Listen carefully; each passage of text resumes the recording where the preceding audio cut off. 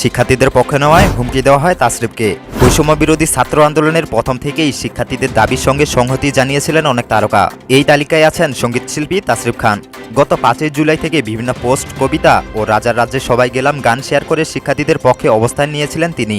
এ কারণে মানসিক নির্যাতনের শিকার হয়েছিলেন তাসরিফ। পেয়েছিলেন জীবন হারানোর হুমকি। জীবন বাঁচাতে আত্মগোপনে থাকতে হয়েছিল তাসরিফকে।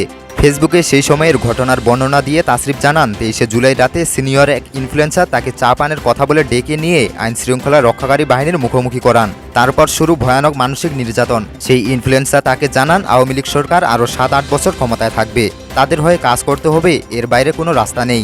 এরপর তাকে বলা হয় তাদের দেওয়া স্ক্রিপ্ট অনুযায়ী ভিডিও বানাতে হবে। কাজের বিনিময়ে তাসরিফকে ৩ লাখ টাকা দেওয়ার প্রস্তাব দেওয়া হয়। এমন সময় তাসরিফের ব্যান্ডের ড্রামার শান্ত ফোন করে জানান কয়েকজন পুলিশ সদস্য তাকে নির্যাতন করছেন। ভয় পেয়ে যান তাসরিফ, তাই তাদের কাছ থেকে টাকা নেন। বুঝতে পেরেছিলেন তাদের কথা না শুনলে গুম হয়ে যেতে পারেন তিনি। সেই রাতেই ম্যানেজার আয়মান সাবিতকে টাকা ফেরত দেওয়ার কথা বলে বাড়ি ছাড়েন তাসরিফ। সবশেষে তাসরিফ লেখেন কয়েকটা পোস্ট, কবিতা লেখা আর রাজার রাজ্যে সবাই গেলাম এর মতো কিছু গান ছাড়া দেশের জন্য তেমন কিছুই করতে পারিনি। আবু সাইদের মতো পথে যেয়ে বুক পেতে দিতে পারিনি। হয়তোবা এতটুকু সাহস আমার তখন হয়নি, তবে আল্লাহ জানেন আর আমি জানি, আমি টাকার কাছে বিক্রি হয়নি, দেশের সঙ্গেও বেইমানি করিনি।